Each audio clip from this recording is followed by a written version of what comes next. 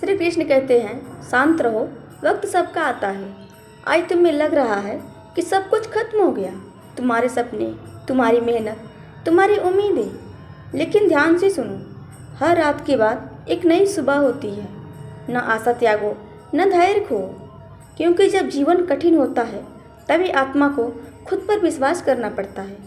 जो आज तुम्हें नीचा दिखा रहे हैं वे कल तुम्हारी सराहना करेंगे, तुम्हारी कहानी को दूसरे को सुनाएंगे। जो मिला है वे भाग्य से है, लेकिन जो तुम बनाओगे वे तुम्हारे कर्म से होगा। हर पत्थर जिस पर तुम ठोकरें खा रहे हो वही पत्थर तुम्हारी सफलता की सीढ़ियाँ बनेगी।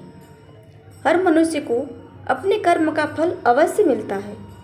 तुम्हें कुछ करने की ज़रूरत नहीं, सिर्फ सही राह पर चलते रहो, बाकी हर समय पर ईश्वर संभाल लेते हैं। श्री कृष्ण कहते हैं, जब मनुष्य अपने कर्तव्य से भागता है तब वह खुद से भी हार जाता है। तुम्हारा काम लड़ना है, डर से, शंका से, दुनिया की हर बातों से, और सबसे बड़ी लड़ाई खुद के भीतर के संदेह से। शेर शिकार के लिए दौड़ता नहीं, वे धैर्य रखता है।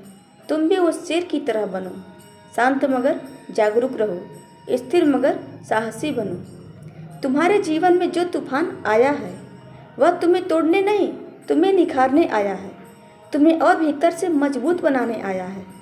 जब तक परीक्षा है तब तक मौन रहो, जब परिणाम आए तब बोलो, और तब दुनिया सुनती है। आज तुम अकेले चल रहे हो, कल तुम्हारे आगे पीछे लोग चलेंगे, बस चलते रहो। जब किसान जो बीज बोता है उससे कोई अगले दिन फल नहीं मांगता, वे जानता है समय लगेगा। तुम भी जानो समय लगेगा। जिसने खुद को जीत लिया उससे बड़ा विजेता कोई नहीं।